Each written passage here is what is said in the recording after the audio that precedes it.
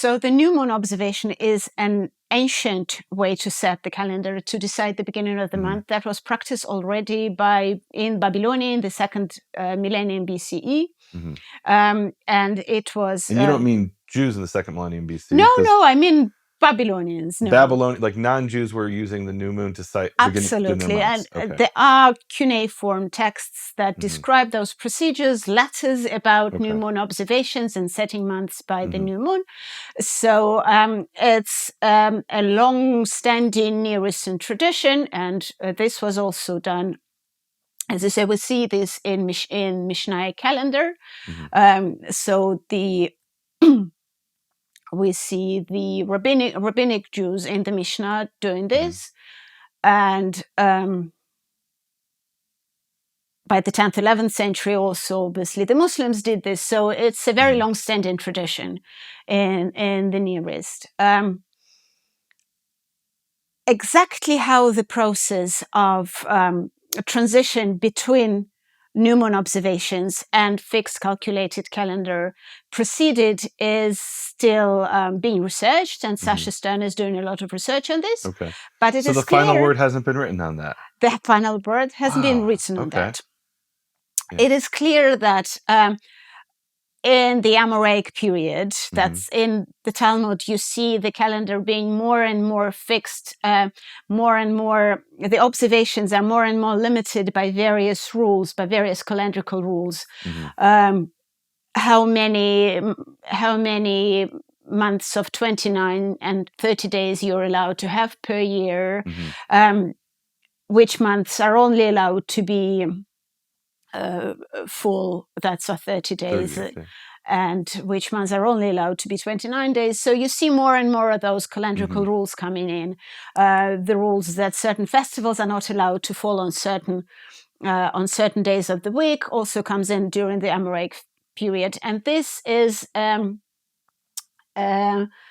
gradual fixing and movement towards calculated calendar. And at some point, they bring in the calculation of moladot, of mean conjunctions. And it's important to mention, sometimes molad is translated as the new moon in the sense of the observed new moon, and this is wrong. Molad is only a calculated new moon, which actually is a couple of days before the new moon can be observed. I've heard the terms used, astronomical new moon, meaning the term as astronomers use it, versus the visible new moon or the crescent new moon. Yeah, and there's a lot of confusion. I remember when I was a teenager and I was trying to figure this stuff out, and I would look in the Chicago Tribune, and it would say new moon, and I would go up to a hilltop. There was only one hill in Chicago. I would go to the hilltop, it was called Mount Trashmore, because it was built on trash. And I never saw the new moon. I couldn't understand. It said it in the newspaper, and it was never visible. And I went to the Adler Planetarium in Chicago, and I asked them, and they're like, "No, that's not the visible new moon.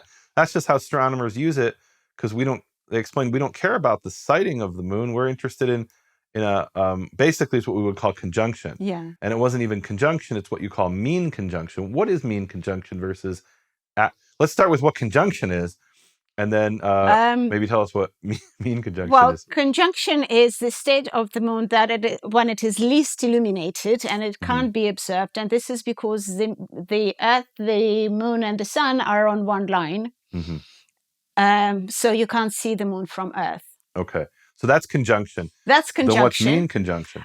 If you observe the time of many, many conjunctions and then average it out, then that's the time of the mean conjunction. So mean meaning average. Average. Yeah. So it might not be that that's the actual conjunction, because that could be 12 hours before or 12 hours later, but they didn't have the technology or maybe the interest. Or the interest, in calculating it that precisely, that they were just interested in, and they were interested in the average. And so the Hillel 2, what's called the Hillel 2 calendar, the modern rabbinical calendar, uses this mean conjunction. Mean conjunctions occur every month, so that there's a regular interval between two mean conjunctions, whereas between two actual conjunctions, the interval is not always the same. The deviation is not very big. I mean, it's not 3 days, but... No, but it could be like 12 hours. Yeah. So it's not a very convenient measure for a calendar, for a calculated calendar, whereas the mean conjunction is a simple and convenient and regular measure. So if you don't have a a computer or a calculator, it's much easier if you're running numbers by hand to do mean conjunction. What? And then my understanding of how they figured it out is they had all these. Well, wasn't it Ptolemy's Almagest that he? Could you talk about that That is the value that is in the Almagest or Okay. Almagest. I could be mispronouncing it. All right. So that's the value that's in Ptolemy's Almagest, and the current thinking is that the Jewish calendar borrowed it from Ptolemy. Okay. Even though Maimonides would say it was the other way around. But he actually says that. He says that the Greeks took it from the Jews. Sorry, he said we took it from the Greeks, but the Greeks got it from the tribe of Issachar. So something like that. Well, that's So. not the current thinking.